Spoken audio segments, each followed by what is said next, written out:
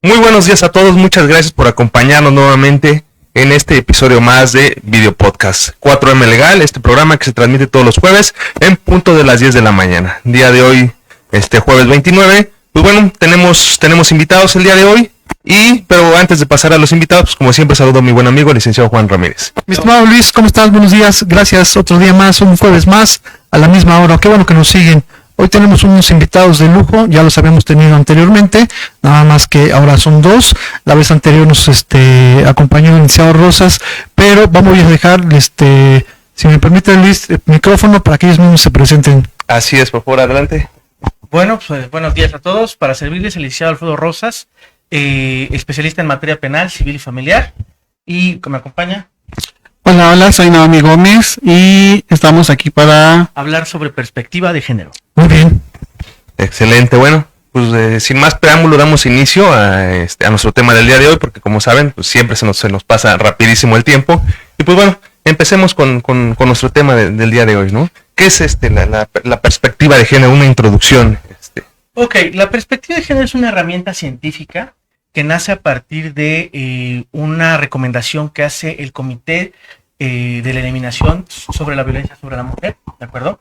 El CEDA, conocido, por el caso del campo algodonero. De hecho, todos los que estudiamos Derecho conocemos propiamente sobre el caso del campo algodonero, que el Estado mexicano reconoció sus carencias en la investigación sobre lo que conocemos vulgarmente como las muertas de Juárez, ¿no? Y que pues prácticamente la policía dijo se murieron por cómo iban vestidas, ¿no? Hizo una discriminación por estereotipo, ¿no? Que porque se dedicaban a la vida galante o que como iban vestidas, pues por eso las mataron, ¿no? Entonces fue uno de los actos más fuertes de discriminación en ese sentido, y pues una recomendación que hace es que los jueces en sí tengan una visión, y también las autoridades en general tengan una visión en cuestión del género, para no caer en esos estereotipos y discriminaciones, ¿de acuerdo? Entonces, nace la perspectiva de género. La Suprema Corte de Justicia de la Nación reúne gente profesional, alrededor de 2.500 personas, entre antropólogos, sociólogos, psicólogos, abogados, claro, que estudian precisamente esto que es la perspectiva de género. La gente tiene la idea de que la perspectiva de género solamente defiende a las mujeres, pero en realidad la perspectiva de género lo que busca proteger es a todos los grupos vulnerables. Recordemos que en grupos vulnerables tenemos lo que son la diversidad sexual, lo que son las mujeres, lo que son las niñas, lo que son las personas indígenas o de pueblos originarios, lo que son las personas con discapacidad, los migrantes. Tenemos una cantidad, son como 9 grupos que entran, y todavía habla sobre una categoría sospechosa. Por ejemplo, si yo como hombre sufro violencia física por parte de mi pareja, entro en lo que se le denomina como categoría sospechosa, ¿no? Que se puede homologar o se puede dar entendido que es un grupo vulnerable, ¿no? Entonces, en ese sentido, pues cualquiera de nosotros podemos caer en lo que es la categoría sospechosa o entrar en un grupo vulnerable como tal. Y que y también maneja lo que es la perspectiva de género, que hay personas que pueden entrar más de un grupo vulnerable, ¿no? Por ejemplo, voy a poner el ejemplo de mi esposa es una persona indígena y es mujer. Entonces, ahí se atraviesan dos grupos vulnerables, lo que se conoce como interseccionalidad de derecho. Entonces, también la perspectiva de género nos habla de esa interseccionalidad, ¿de acuerdo? Entonces, y en su preámbulo nos habla de las definiciones de lo que es el sexo y lo que es el género, ¿no? Que muchas veces hay mucha gente que dice que el discurso es que naciste hombre, eres hombre, ¿no? Pero en realidad el sexo se define por 4 criterios, que es conocido como el cromosómico, que ya nos vimos en ciencias naturales todos, el XX, el XY, ¿no? El gonadal, ¿de acuerdo? Que viene propiamente de los órganos internos, ¿no? En este caso los testículos y los ovarios, ¿no? Y los órganos sexuales externos, y propiamente el que se conoce como, son lo que nosotros conocemos como andrógenos, y las mujeres producen estrógenos, pero no siempre es así. ¿Qué pasa si un hombre nace, no nace sexo hombre, pero produce, en lugar de producir andrógenos, como lo producen todos los hombres en teoría, produjera estrógenos como la mujer, ¿no? Entonces ahí tenemos una falla en el sistema supuestamente, pero en realidad no es así. Esos 4 criterios que les acabo de decir que definen el sexo no son exactos. Incluso un hombre puede producir un cromosoma diferente al que nació en original, al que debió haberse dado supuestamente. Entonces, al tener esta diversidad sexual, ¿sale? lo que hace la Suprema Corte es determinar, ¿sabes qué? Pues como no todo es exacto, no todos los hombres son iguales, ni todas las mujeres son exactamente iguales, pues tenemos esa variación, entonces, y son más de las que realmente aparecen en una estadística, o sea, hay más, entonces determina que debe de haber una igualdad, lo que manifiesta el artículo 4 constitucional, ¿no? Los hombres y las mujeres son iguales ante la ley. Esa igualdad constitucional, procesal y sustantiva, ¿de acuerdo?, se manifiesta. Entonces, ahí es en donde nace la definición del género. El género, pues es una construcción que nosotros hacemos en conforme a la sociedad. ¿Qué es lo que pasa? A los niños los ponen a jugar con carritos, con herramientas, ¿no? Los preparan para el futuro, ¿no? Para su profesión al futuro. Y a las niñas, ¿qué pasa? Las ponen a jugar con muñecas, con Barbies, lo conocemos, con un bebé, con un nenuco, ¿no? Perdón, o lo ponen a jugar con ¿cómo se llama? Con una cocinita, ¿no? Entonces, en ese sentido, pues tenemos el efecto de que pues a la mujer se le cría desde niña a que se dedique a las labores del hogar preponderantemente y el hombre al trabajo, ¿no? Pero, ¿qué pasa? Todas las mujeres quieren ser madres, ¿no? Y todos los hombres se quieren dedicar a trabajar. Habrá hombres que se quieran dedicar a lo mejor a las labores del hogar, ¿no? Claro. Ser, ¿no? Y en ese sentido es en donde se marca la raya precisamente del género. Y nacen dos definiciones, que es la expresión de género y la identidad de género, ¿no? El cómo me expreso mi género y el cómo me identifico. ¿Con qué género me identifico? Y que incluso hay personas que caen en el tema de que no se identifica con ninguno de los dos preexistentes. Entonces, ahí es en donde nacen las personas que se clasifican como no binarias, ¿no? Que no se identifican ni con el género femenino ni con el género masculino. ¿De acuerdo? Puede que caigamos en alguno de los dos y no habría ningún problema o el detalle al respecto. La ley reconoce precisamente ese tipo de situaciones, ¿no? Entonces, el protocolo para perspectiva de género nos habla de todo eso en el preámbulo y posteriormente nos habla de cómo hemos vivido esas asimetrías del poder y no nos hemos dado cuenta, ¿no? Cómo es que afecta nuestra vida diaria y a lo mejor a veces no lo notamos, ¿no? En el sentido de lo que les acabo de decir, por ejemplo, con los juguetes, pero en la ley, tú vas a decir, ¿a poco la ley tiene asimetrías del poder? Claro. No sé si te acuerdas que el Código Civil antes manifestaba que cuando era un tema de guardia y custodia, la mujer tenía la preferencia hasta que el niño cumpliera los 12 años, ¿no? Claro. Y hubo jurisprudencia, al contrario, no hubo jurisprudencia que dijo, no, tiene que haber igualdad de partes en ese sentido, ¿no? O, por ejemplo, no sé si alguna vez le tocó en materia familiar una demanda que dijera, es que mi exmujer le da un mal ejemplo a mis hijos porque anda... bueno, utilizan palabras muy altisonantes, Sí, claro. ¿sale? Que no quiero mencionar, pero cómo eso en una mujer se ve mal y en un hombre se ve bien, ¿no? Decimos, es que ese hombre que anda con tantas mujeres es un, ¿no? Y una mujer que anda con tantos hombres es una... Entonces, ahí hay una simetría de poder, porque es exactamente lo mismo, nada más cambia el género. Entonces, no hay una igualdad realmente, ¿no? Entonces, si eso se manifiesta, y lo hemos visto en la práctica, o sea, la realidad es que lo hemos visto en la práctica, que hay abogados que dicen, no, es que la mujer es una... tan, uh-huh, y por eso no, ¿cómo se llama? Por eso no debe tener la guardia y custodia. Pero si yo pusiera lo mismo de un hombre, es que ese hombre anda con tantas mujeres, y es un mal ejemplo para los niños, te van a reír, ¿no? Sí. En ese sentido. Entonces, ¿cómo para uno sí es malo y para el otro sí está bien, ¿no? O sea, ahí no existe la igualdad que manifiesta el artículo 4 constitucional, ¿no? Y son vertientes que han sonado muy, muy curiosas en ese sentido y que marcan una diferencia de un antes y un después y cómo debemos de tener esa apertura precisamente como abogados a lo que es la perspectiva de género. Puede, ¿no?, que a lo mejor tu criterio moral, religioso, etc., no esté de acuerdo, pero recordemos que somos abogados. Eso es lo que siempre le digo a mis estudiantes, es que me dicen mis estudiantes, es que eso va en contra de la experiencia religiosa. Pues está bien, ¿no? Pero que vaya en contra no quiere decir que el derecho no siga vigente, ¿no? Esto es lo que aplica actualmente. Incluso del protocolo para juego con perspectiva de género, que es un protocolo de 306 hojas, nacen 3 manuales. El manual para juzgar con perspectiva de género en materia civil, en materia familiar y en materia penal. Entonces, de ahí nacen precisamente esos 13 manuales emitidos por la Suprema Corte, cada uno igual como de 300 a 500 hojas, ¿no? Pero la pregunta es, ¿qué abogado está dispuesto a leer? Pues yo creo que nadie, ¿no? Se avienta, ni siquiera se checan las jurisprudencias de semanales. ¿Tú crees que se van a aventar los protocolos o o algún tema en específico. Tienes toda la razón, mi estimado Alfredo, ¿no? Sin embargo, este tema es muy extenso, ¿no? Sí, claro. Muy amplio en ese sentido, ¿no? Digo, porque estás hablando de los roles que jugamos los hombres, las mujeres en esta sociedad que cada día es más inmensa con tantos derechos.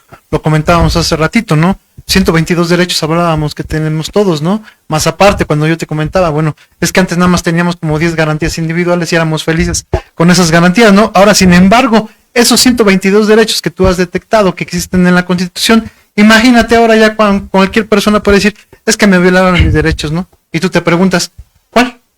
Ese es el tema y precisamente por eso hice la investigación de cuántos derechos tenemos y cuáles son, ¿no?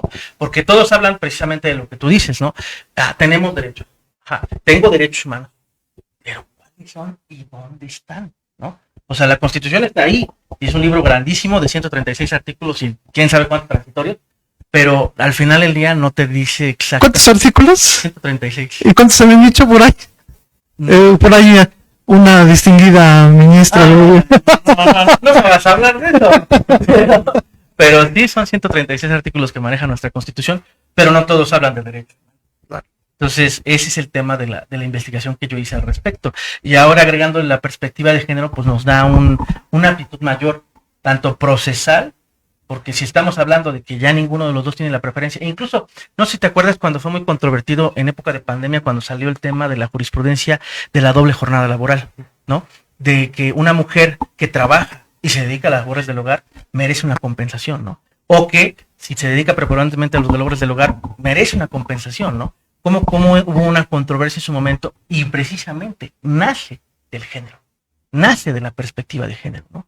O sea, y que dices, bueno, o sea, un hombre dice, yo gano mi dinero y es mío, porque yo lo estoy ganando, ¿no? Yo estoy trabajando, pero no se ponen a pensar el trabajo que hay detrás, que llegas a tu casa y hay un plato de comida servido, que tu casa está limpia, que tus hijos ya hicieron la tarea, todo ese trabajo también es un trabajo, y es un trabajo que no reconocía la ley, ¿no?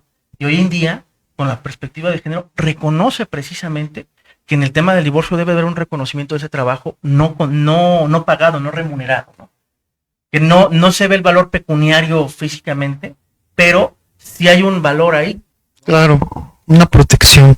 Fíjate que ese tema que toca sobre que las mamás se dedicaban preponderantemente al hogar, tengo antecedentes de ese artículo, el 4.46 del Código Civil del Estado de México, donde establecía eso, precisamente, ¿no? La mujer que se dedica preponderantemente al hogar tiene la presunción de necesitar alimentos, ¿no? Ese es un derecho también, ¿no? O sea, y luego hace la comparación si era cónyuge o era concubina. Entonces, también era otra forma de ver la perspectiva, ¿no? De género que tú estás especificando. Mi estimado Luis. Sí, no, de verdad que muy completa la información, estimado Alfredo.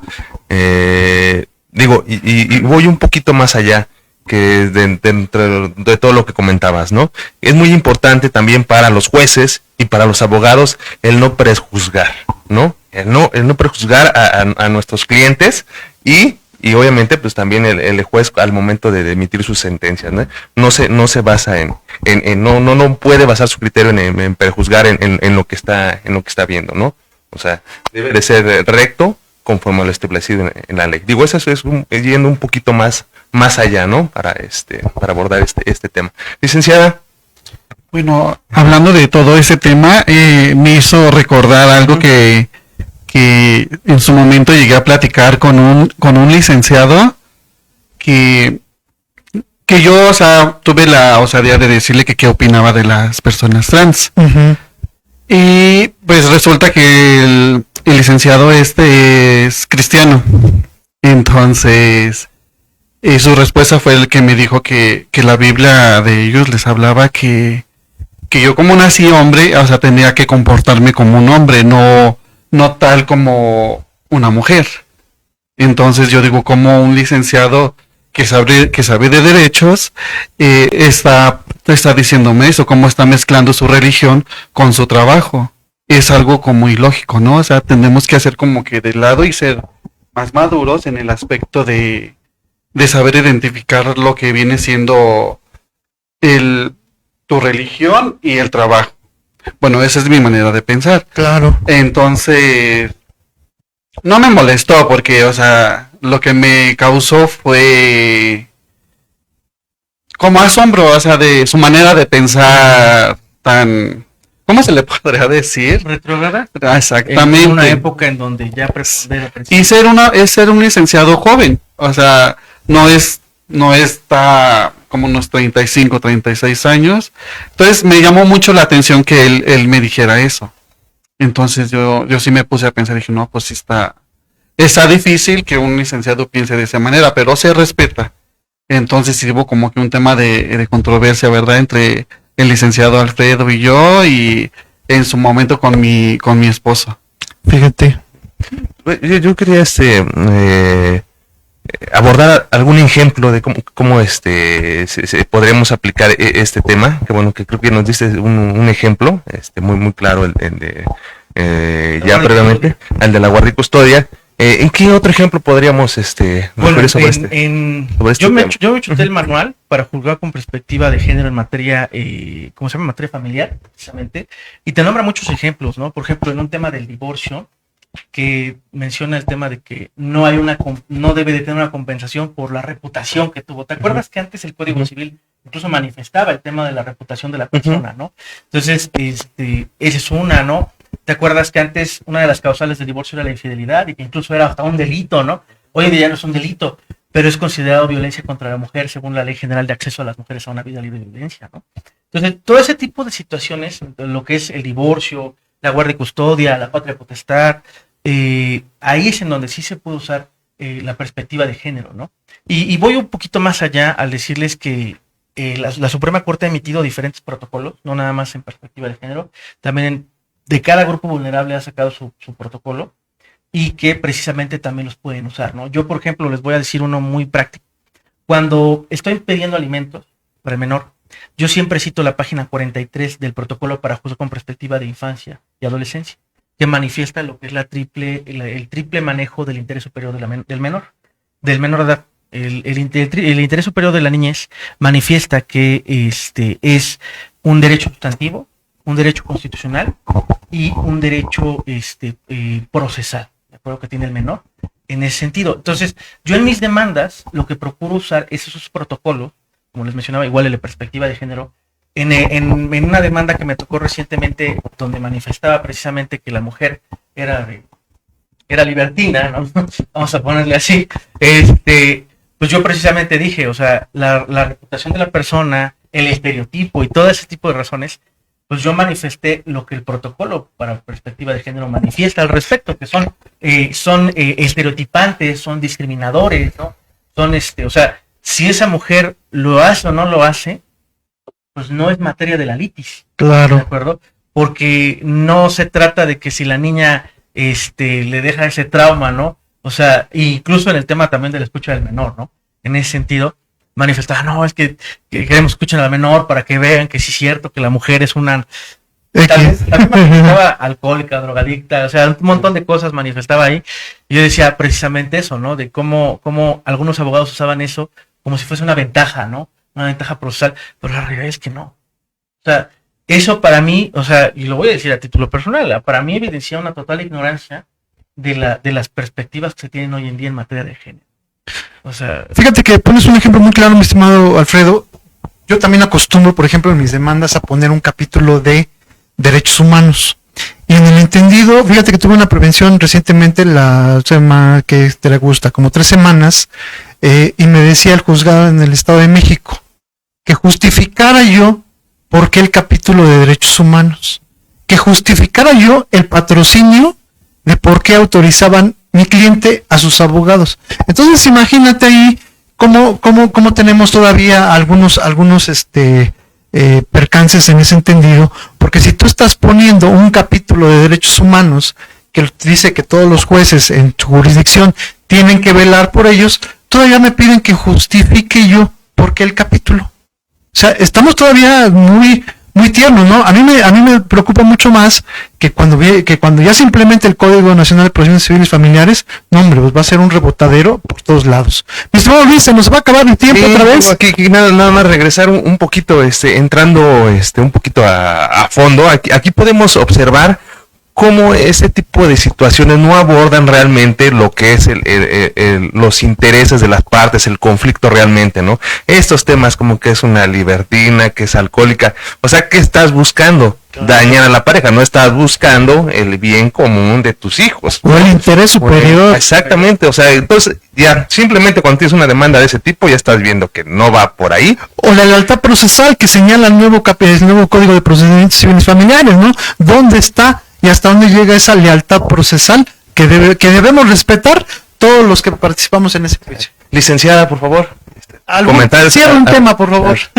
Bueno, otro tema también, por ejemplo, yo estoy pasando por un tema de mi identidad de género, que se podría decir que es un tanto fácil, pero pues lamentablemente no están actualizadas lo que vienen siendo los números ni las páginas para poder llevar un trámite más ágil. Entonces, por ejemplo, yo, al licenciado y yo, ayer tuvimos que venir aquí a Arcos de Belén para que nos diera la información personalmente para cómo podemos hacerlo. Entonces, sí es un poquito complicado, se diría que sería fácil, pero no es tan fácil como se ve. Sí, es algo complicado. Sí, ahí sí es un llamado a la autoridad de que actualice sus protocolos, pues desde 2016 no han actualizado ni sus líneas telefónicas, correos, ni nada. Entonces sí es un problema el tener que pues venir hasta acá, ¿no? Y tener que resolverlo en persona. Y ha sido un detalle, ¿no?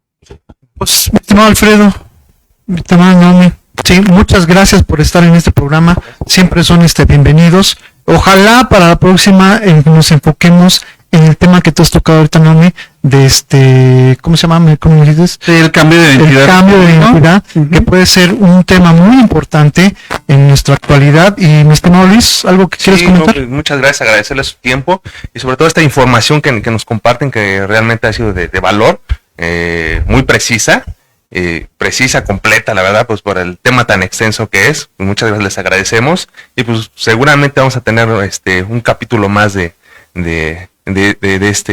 este tema, ¿no? Claro que sí. O sea, agradecerles si quieran. Pues no, más que nada agradecerles el espacio y pues sí, yo en lo personal muy agradecida por hablar sobre el tema de identidad, porque sí es algo que pues mucha gente no lo tiene previsto o no saben cómo manejarlo. Por ejemplo, los papás, que ya lo puedes manejar si eres menor de edad incluso. Y ya yo como soy una persona adulta también, entonces es muy importante también para la sociedad que lo sepa. Estimado Alfredo, yo les agradezco mucho el espacio y la oportunidad de hablar de este tema. Me encanta, me fascina hablar de todo esto que estudio y pues también el tema de visibilizar y dejar de normalizar algunas conductas. Por ejemplo, lo que decía de los juguetes con los niños, ¿no? O sea, yo siempre quise jugar con juguetes y no me dejaban porque si no les daba miedo que me volviera a llorar y todo eso que decía, ¿no? Pero me encantaban, ¿no? Entonces, y me siguen gustando, eso no cambia. Pero eso no me deja no dejo de ser hombre porque me gustan los juguetes, ¿no? Claro. Bueno, mis Luis, muchas gracias. Estamos un jueves más. Nos vemos el próximo. Gracias, Yoctan. Muchas gracias, Yoctan. Y pues bueno, las redes sociales ya aparecerán aquí en el programa. Gracias a todos. Hasta luego.